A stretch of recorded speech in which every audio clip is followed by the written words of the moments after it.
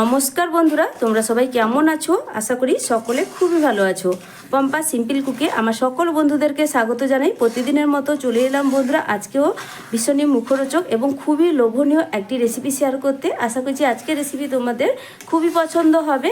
হাতের কাছে থাকা মাত্র কয়েকটা উপকরণ দিয়েই আজকের একটা লোভনীয় রেসিপি শেয়ার করতে চলে এলাম। তো বন্ধুরা দেখতে থাকো একটা লাইক দিয়ে। তো সবার প্রথমে দেখো বন্ধুরা, আমি এখানে নিয়ে নিয়েছি কাঁচা আম, একদম সাথে সাথেই গাছ থেকে পেড়ে আনা। তো দেখো আম থেকে কিন্তু আঠা ঝরছে। এবার আম তিনটে আমি এখানে ভালো করে প্রথমে কিছুটা পরিমাণ জল দিয়ে ধুয়ে নেব। এখানে কোনো রকম কেটে নেওয়া বা খোসা ছাড়িয়ে নেওয়ার প্রয়োজন নেই, প্রথমেই আমটাকে ধুয়ে নিতে হবে। তো বাজার থেকে কিনে এনেও তোমরা এই আচারটা বানিয়ে ফেলতে পারো ঝটপট, খুব বেশি কিন্তু উপকরণ লাগে না। তো বন্ধুরা রেসিপিটা সম্পূর্ণ দেখার অনুরোধ রইল। খুবই সহজ একটি রেসিপি আর ভীষণ মুখরোচক হয় বন্ধুরা। টক মিষ্টি ঝাল এই আমের আচার বানাতে যেমন সহজ, বাড়ির বড় ছোট সবাই কিন্তু ভীষণ মজা করে খাবে। আর সারা বছর সংরক্ষণ করেও তোমরা কিভাবে রাখতে পারবে সেটাও আমি তোমাদের এই ভিডিওতে দেখাবো। তো দেখো আম কিন্তু খুব ভালোভাবে ধোয়া হয়ে গেছে। এবার তিনটি আম কিন্তু জল ঝরিয়ে আমি তুলে নিলাম। এবার গ্যাসে একটা কড়াই বসিয়ে দিচ্ছি আর গ্যাসের ফ্লেমটা একদম লোতে রেখে দিয়ে দিচ্ছি প্রথমেই ঝালের জন্য এখানে 5টা শুকনো লঙ্কা ব্যবহার করছি। তবে ঝালটা তোমরা যে যেভাবে পছন্দ করো ঠিক সেই বুঝেই দিয়ে দিবে। আর এই আচারের জন্য খুব বেশি কিন্তু মশলা লাগে না। দেখো বন্ধুরা, চা চামচের হাফ চামচের থেকে একটু বেশি পরিমাণ দিয়ে দিচ্ছি 5 ফোড়ন, হাফ চা চামচ দিয়ে দিচ্ছি গোটা জিরে, আর একদম সামান্য একটু 1 চিমটির মতো দিয়ে দিচ্ছি রাঁধুনি। রাঁধুনি দিলে ভীষণ সুন্দর একটা ফ্লেভার আসে। তবে অনেক সময় 5 ফোড়নের মধ্যে রাঁধুনি থাকে, তো তোমরা যদি 5 ফোড়নের মধ্যে রাঁধুনি দেখো তাহলে তোমরা কিন্তু এখানে আর এক্সট্রা করে রাঁধুনি ব্যবহার করবে না। তো আমার এখানে আমি লক্ষ্য করে দেখেছি এর মধ্যে কিন্তু এক্সট্রা রাঁধুনি নেই, তার কারণে আমি কিন্তু এখানে আলাদা করে ব্যবহার করলাম। এবার সব মশলাগুলো হালকা গ্যাসের ফ্লেমটা লোতে রেখে নাড়াচাড়া করে সুন্দর একটা ফ্লেভার আসা পর্যন্ত, হালকা একটু কালার চেঞ্জ হওয়া পর্যন্ত ভেজে নেব। তো বন্ধুরা দেখো এখানে সব মশলাগুলো সুন্দর করে ভাজা হয়ে গেছে আর মশলার কালারও যেমন চেঞ্জ হয়ে গেছে আর মশলা থেকে সুন্দর একটা ফ্লেভারও বের হচ্ছে।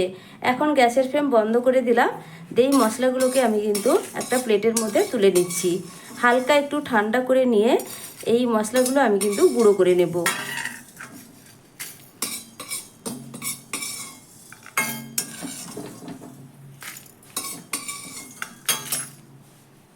তো বন্ধুরা দেখো সব মশলা তুলে নিয়েছি আর এখানে আমি এই শুকনো লঙ্কাগুলো আলাদা করে গুঁড়ো করব, আর যে ভাজা বাকি মশলাগুলো এগুলো কিন্তু আলাদা করে গুঁড়ো করে নেব। এবার এই কড়াইতে, তবে হ্যাঁ আমি একটু ঠান্ডা করে তারপরেই কিন্তু এই মশলাগুলোকে গুঁড়ো করব। এবার আমি এই কড়াইতে দিয়ে দিব সর্ষের তেল। খুব বেশি দেওয়ার প্রয়োজন নেই। তো এখানে আমি প্রায় 3 টেবিল চামচ মতো সর্ষের তেল দিয়ে দিলাম।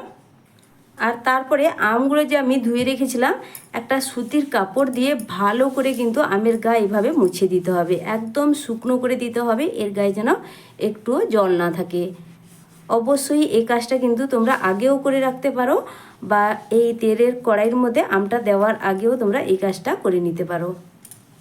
তো তেলটা কিন্তু হালকা গরম হতে শুরু করেছে। এবার একটা আম এই তেলের মধ্যে আমি দিয়ে দেব। ভীষণই মুখরোচক এই রেসিপি বন্ধুরা, রেসিপিটা সম্পূর্ণ দেখার অনুরোধ রইল। প্রত্যেকটা আম কিন্তু ভালো করে আমি শুকনো কাপড়ে মুছে নিয়েছি, তারপরে কড়াইতে দিয়ে দিলাম, তারপর উপর থেকে একটা ঢাকনা চাপা দিয়ে দিলাম। গ্যাসের ফ্লেমটা মিডিয়াম টু লোয়ের মাঝখানে রেখে দিয়েছি।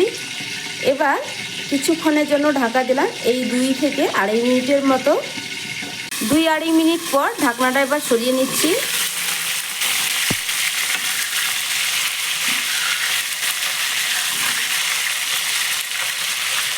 এগুলোকে এবার উল্টে দিলাম, আবারও একবার ঢাকা দিয়ে দিব যাতে আমগুলো খুব ভালো করে সেদ্ধ হয়ে যায়।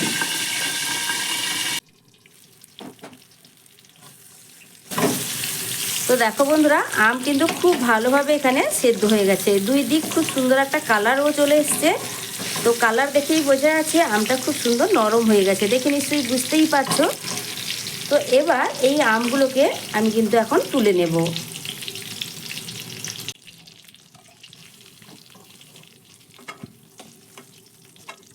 তো বন্ধুরা এখন আমটাকে কিন্তু একটু ঠান্ডা করে নিতে হবে। তো এই হাতা দিয়ে আমটাকে একটু ছড়িয়ে দিচ্ছি যাতে তাড়াতাড়ি ঠান্ডা হয়ে যায়। আর কড়াইতে যে পরিমাণ তেল আছে আমি কিন্তু গ্যাসটা এখন বন্ধ করে দিলাম আর এক সাইডে সরিয়ে রাখছি, ততক্ষণে আমটা একটু ঠান্ডা করে নেব। তো বন্ধুরা আম কিন্তু এখন কিছুটা ঠান্ডা হয়ে গেছে। তো দেখো একটু আমটা ফাটিয়ে নিয়েছিলাম, যেহেতু আমটা নরম হয়ে গেছিলো একটা স্প্যাচুলা দিয়ে ফাটিয়ে নিতে এইভাবে দেখো আমগুলো একটু খোসা হালকা করে এইভাবে উঠে গেছে। তো এখন কি করতে হবে, আম থেকে খোসাগুলো আলাদা করে ছাড়িয়ে নিতে হবে আর আম থেকে আমের যে পাল্পগুলো সেটা কিন্তু একদম আলাদা করে নিতে হবে। আম কিছুটা ঠান্ডা হওয়ার পর কিন্তু এই কাজটা করবে, না হলে কিন্তু এই কাজটা সহজে করা যাবে না।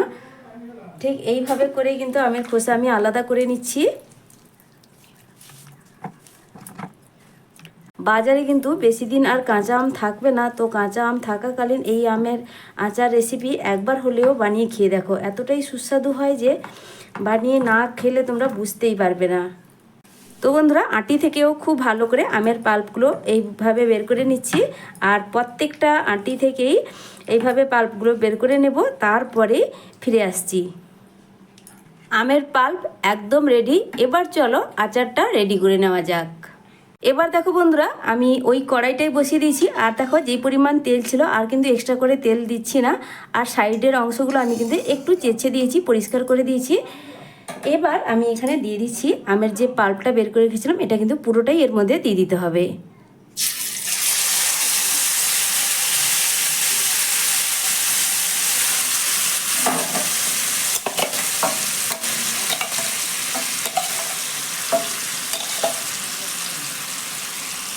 এখন দিয়ে দিচ্ছি স্বাদ মতো লবণ, 1 চিমটির মতো হলুদের গুঁড়ো,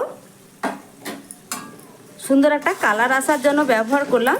দিয়ে ভালো করে নাড়াচাড়া করে এই আমটাকে তেলের সঙ্গে একটু ভেজে নিতে হবে,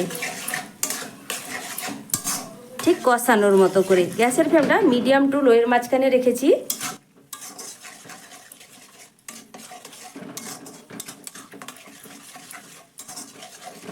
আমার এই আজকে রেসিপি তোমাদের কাছে কেমন লাগলো অবশ্যই একটা সুন্দর মতামতের মাধ্যমে জানাবে। আর বন্ধুরা আমার এই আজকে রেসিপি কেমন লাগলো অবশ্যই তোমাদের একটা মূল্যবান মতামত জানাবে আর একটা লাইক করে দেবে প্লিজ বন্ধুরা। আর কে কোথা থেকে ভিডিওটা দেখছো অবশ্যই আমাকে কিন্তু জানাতে ভুলো না। লাইক হাইপ করে শেষ পর্যন্ত ভিডিওর সাথে থেকো বন্ধুরা। তো দেখো খুব ভালো করে আমি এখানে প্রায় 1-1.5 মিনিট মতো আমটাকে একটু ভেজে নিয়েছি। তারপর এখানে দিয়ে দিচ্ছি চিনি, আর চিনিটা এখানে দেখো একটা মিডিয়াম সাইজের বাটির এখানে কিন্তু 1 বাটি পুরো চিনি দিয়ে দিলাম। এবার চিনিটা কতটা পরিমাণ দিতে হবে সেটা কিন্তু তোমরা আমটা টক বুঝে দিবে, আম কতটা পরিমাণ টক সেই বুঝেই কিন্তু দিতে হবে।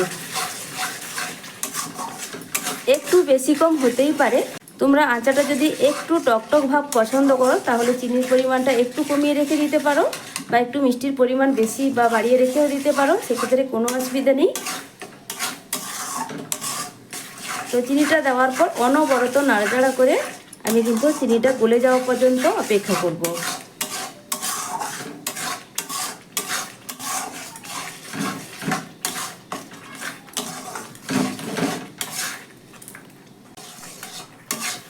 তোমরা কিন্তু এই সময়টা দেখেও নিতে পারো লবণ এবং চিনির পরিমাপটা ঠিক আছে কিনা, যদি লাগে বা প্রয়োজন হয় তোমরা কিন্তু এই সময় লবণ কিংবা চিনিটা দিয়ে দিতে পারো, তবে মাপ পরিমাপটা একদম ঠিকঠাক হয়ে যাবে। তো দেখো বন্ধুরা খুব ভালোভাবে চিনি মিশে গেছে বা মিলে গেছে। এবার আমি কিন্তু এখানে দেখে নিয়েছি, দেখে নেওয়ার পর আমি এখানে সামান্য একটু লবণও অ্যাড করে দিয়েছি।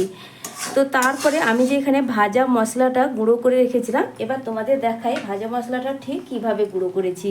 তো দেখো বন্ধুরা এখানে যে শুকনো লঙ্কাটা একদম কিন্তু মিহি করে গুঁড়ো করিনি, বা এই যে বাকি যে মশলাটা সেটা কিন্তু একদম মিহি একদম মসৃণ করে গুঁড়ো করিনি, একটু দানা দানা রেখেছি।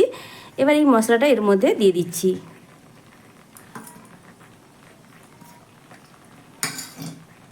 দিয়ে দেওয়ার পর খুব ভালো করে মিশিয়ে নিতে হবে।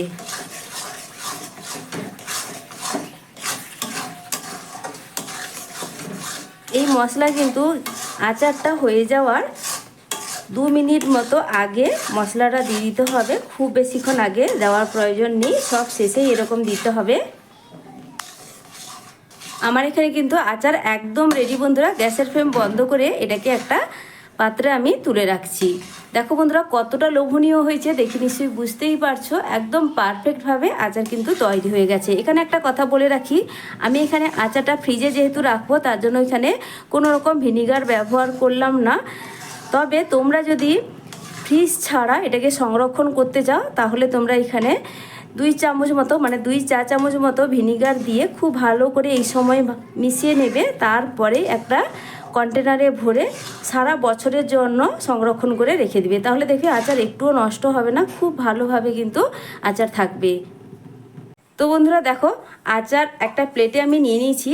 কতটা লোভনীয় লাগছে, দেখতেও যেমন সুন্দর, খেতে বন্ধুরা সত্যি বলতে এতটাই লোভনীয় হয়েছে যে বাড়ির সকলে ভীষণ পছন্দ করেছে। এইভাবে কিন্তু আমি বাড়িতে বানিয়ে অনেকটাই কিন্তু আগেও বানিয়েছি, আর এটা কিন্তু তোমাদের সঙ্গে শেয়ার করলাম একবার। তো অবশ্যই বাড়িতে বানিয়ে খেয়ে দেখো, আমাকে কিন্তু তারপর কমেন্ট করে জানাতে ভুলবে না তোমাদের রেসিপিটা ঠিক কেমন হলো। তো বন্ধুরা আজকের মতো আসছি, ফিরে আসবো নতুন এক রেসিপি নিয়ে। তোমরা সকলে ভালো থেকো, সুস্থ থেকো। এতক্ষণ পর্যন্ত আমার রেসিপি ধৈর্য সহকারে দেখার জন্য অসংখ্য অসংখ্য ধন্যবাদ আমার সকল বন্ধুদেরকে।